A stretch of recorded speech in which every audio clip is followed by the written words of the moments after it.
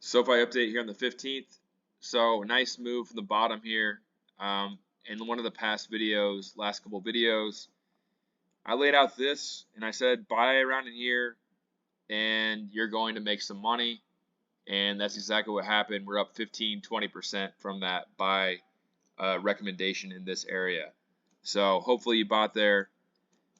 And yeah, very nice bounce here. We've already bounced to the 0.61 fib. The 0.78 fib is sitting right around this other gap fill at 794. So I think that it's likely we fill this gap around 794 and $8. And at that point, I would be kind of cautious. Of course, it's possible that I'm wrong. We come up here to $9-10, but overall, I still like this to play out.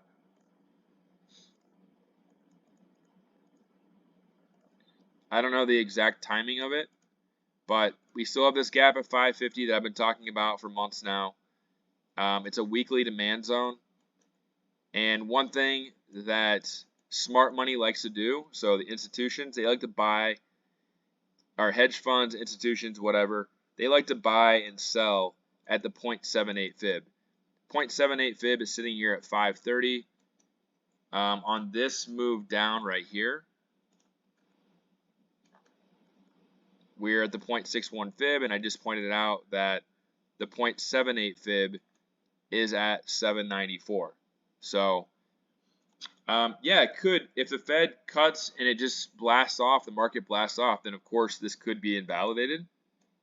And if that were to happen, then I'd be looking at this like a higher low and potentially going all the way up here to $9.30. You have resistance here at 855, this parallel line, and this is another gap fill at 850, but it could potentially go up here to 930. Do I think that's likely? No, I don't think that's very likely, but if it does break above this and break past the 0.78 fib, then it's possible it can come all the way up here. If it does that, though, I still think it's a lower high. You can see here we have 1170, 1050, 930. They're all about $1.20 apart. So 930 would make sense. That would just mean that I was wrong about the top here and that this is actually the double X right here. And I think we would come down after that. So I know earnings are in late October. I think personally, when I look at the charts, overall charts, I think that the market is going to rise into the Fed and maybe a little bit after the Fed, maybe a week after the Fed. And I think that once we get to like late September, early October, maybe even before that, the markets are going to sell off pretty hard. Just seasonality in general. And I think that that's a chance where we get a big move down. So obviously, if it goes up here to 930, that's a pretty big move down. That's about a 50% move down. So I would lean towards this being the high right here, filling the gap right here, and then moving down. But again, it's going to be kind of crazy when the Fed cuts rates. So the TA, you can throw out like supply and demand, moving averages are probably not going to matter that much. Whatever move happens is going to be a big move. So if everything is super bullish, then yeah, obviously this can get broken. You could hit up here to 930 or $10, but after that, after the euphoria wears off, I think we're going to sell off. And I've shown that in the overall market update. So the two possibilities are we are making a lower high right here, and we sell off to lower lows like that. Maybe even just down here to the gap fill, and then bounce, and then who knows, maybe a 5-wave move down here to complete the gap fill. If it goes to higher highs, then we'll see how it plays out from there, but it should still come back down here.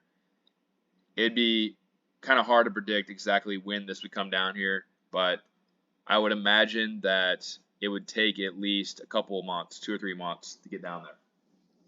So I don't know what it's going to be. There's something in October that's going to make the market sell off. Maybe just people taking profit, whatever. On IWM, so on IWM, I've shown in previous videos, we got this move straight down here, and we had a nice bounce here, and I said short right here, and what happened? It came all the way down here to 203, but now we're moving back up here. So is it possible that IWM goes to new highs? I don't think it's going to go to new highs significantly. If it does, you can see here, this could go to 230.68. The top here is 228.67. If that were to happen, I would still look at it like this. C wave back down. So either way, I don't think this is going to break out. You can see here, this is an ABC move right here. We get this move up, and then we make a new low. So that means this is a C wave. This is not an impulse move. And the 1.61 fib is actually right where I just said 231.29. So this whole thing is a C wave. This was an A wave. So A, B, we still got to make a C wave down. So this was just the beginning of the C wave down. So they could fake out the bears by taking this to new highs and then sell it off hard. Or this ends up being the second wave right here, and we're making first wave. This doesn't make a new high, and then it just sells off like that. So take your pick, but I think there's going to be some significant sell-off coming up.